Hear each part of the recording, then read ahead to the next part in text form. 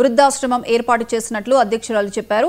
ఇక వృద్ధుల సంక్షేమం కోసం ఈ సేవా ఆశ్రమం నెలకొల్పడం జరిగిందని ఆమె తెలిపారు. 2025 జనవరిని ప్రారంభించిన ఈ ఆశ్రమంలోని 30 మందికి ఉదయం అల్పాహారం, 2 పూటల భోజనం ఏర్పాటు చేసి వైద్య సేవలు అందిస్తున్నారు.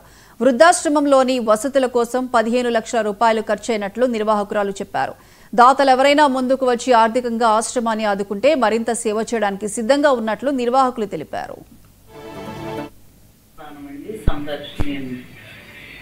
ఇది కృష్ణ వికాస్ మహిళా సొసైటీ అండి, ఎన్టీఆర్ జిల్లా అండి, జగ్గైపేట అండి. అయితే 2017లోని రిజిస్ట్రేషన్ అయిందండి, ఇది రిజిస్టర్ బాడీ అండి.